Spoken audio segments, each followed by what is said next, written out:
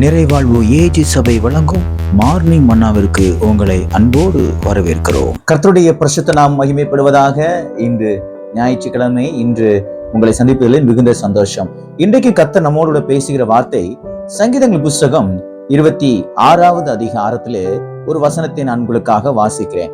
கர்த்தாவே, உமது ஆலயமாகிய வாசஸ்தலத்தையும் உமது மகிமை தங்கிய ஸ்தானத்தையும் வாஞ்சிக்கிறேன் என்று சங்கீதக்காரனாகிய தாவீது சொல்கிறார்.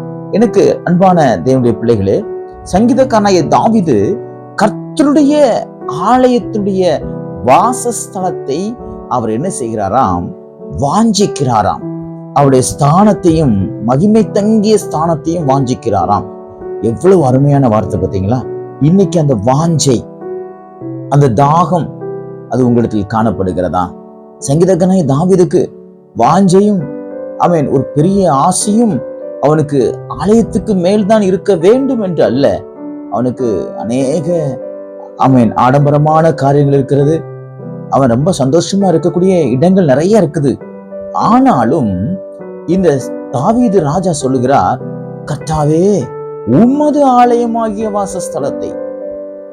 நம்ம பாருங்க, இந்த உலகத்துல நமக்கு ஒரு நிம்மதியா இருக்கக்கூடிய ஒரு இடம், நம்முடைய வாழ்க்கையை மாற்றக்கூடிய ஒரு இடம் என்றால் அது தேவனுடைய சமூகம் மாத்திரம்தான்.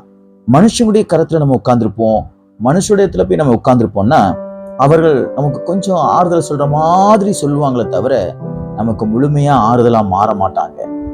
பதிலா என்ன செய்வாங்கன்னா, நம்முடைய குறைகள் எல்லாம் கேட்டுட்டு அவங்களுக்கு சாதகமா எல்லாவற்றையும் அவர்கள் மாற்றி வைத்துக் கொள்வார்கள். அல்லது நம்முடைய குறைகள் எல்லாம் அவர்கள் கேட்டுக்கொண்டு அதை மற்றவரிடத்துல போய் தூசிப்பார்கள். இதுதான் மனுஷருடைய சமூகத்துல உட்கார்ந்து இருக்கிறது. அதிகாரியுடைய சமூகத்துல போய் உட்கார்ந்து இருந்தா நம்ம இடத்துல இருக்கக்கூடிய குவாலிபிகேஷனை பார்த்துக்கிட்டே இருப்பாங்க. இவனுக்கு எவ்வளவு வளர்ந்துருக்கான், இவனுடைய எக்ஸ்பீரியன்ஸ் என்னன்னு சொல்லி நம்ம இடத்துல இருக்கிறத எல்லாம் அவங்க தேடிக்கிட்டு இருப்பாங்க.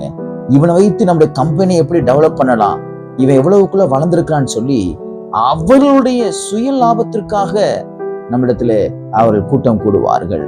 நண்பரிடத்துல இருக்கட்டும், நம்முடைய உறவினர்களிடத்துல இருக்கட்டும், எல்லாம் நாம் போகிற இடத்துல எல்லாம் நம்மிடத்துல ஏதாயிலும் ஒன்றை அவர்கள் பெற்றுக்கொள்ள வேண்டும் என்கிற ஒரு நோக்கத்தோடு தான் அவர்கள் வாழ்வார்கள். இந்த சமூகம் அப்படிதான் காணப்படுகிறது. ஆனால் தேவனுடைய சமூகத்திலே வருகிற ஒரு மனிதனை தேவன் திருப்தியாக்கி அனுப்புகிறார். அவர் நம்மிடத்துல ஒன்றும் கேட்கவில்லை. அவர் நீ எனக்கு அதை கொடு, இதை கொடு என்று கேட்கவில்லை. அவர் கேட்பது எல்லாம், நான் உன்னுடைய தகப்பனாகவும் நீ என்னுடைய பிள்ளையாகவும் இருக்க வேண்டும் என்கிற ஒரே ஒரு காரியம் மாத்திரம்தான்.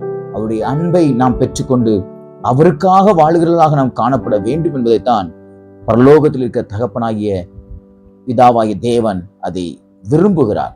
அதைத்தான் சங்கீதக்காரனாகிய தாவீது சொல்றார், ஆண்டவரே, எனக்கு ஏன் தெரியுமா உங்க சமூகத்துல வாஞ்ச, எதுக்கு ஏன் தெரியுமா உங்க ஸ்தானத்துக்கு வரும்போது எனக்கு வாஞ்ச, யாரிடத்திலும் கிடைக்காத ஒரு அரவணைப்பு, யாரிடத்திலும் கிடைக்காத ஒரு கருத்து, யாரிடத்திலும் கிடைக்காத சில பதில்கள், யாரிடத்திலும் கிடைக்காத கண்ணீர் துடைப்பு, யாரிடத்திலும் கிடைக்காத ஒரு விடுதலை என்கிறது உங்களுடைய சமூகத்தில் மட்டுமே உண்டு.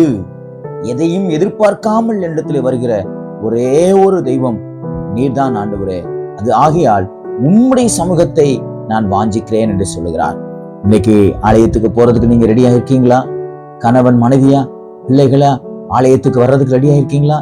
இல்ல ஏதாவது ஃபங்க்ஷன் போயிட்டு அப்புறமா நம்ம ஆராதனை அட்டன் பண்ணிக்கலாம், டைம் இருந்தா பாத்துக்கலாம் அப்படின்னு இருக்கீங்களா?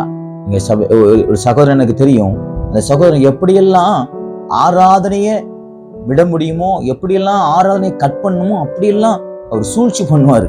கிறிஸ்தவ குடும்பம் தான், ரட்சிக்கப்பட்ட குடும்பம் தான், ஞானஸ்தானம் எடுத்த குடும்பம் தான்.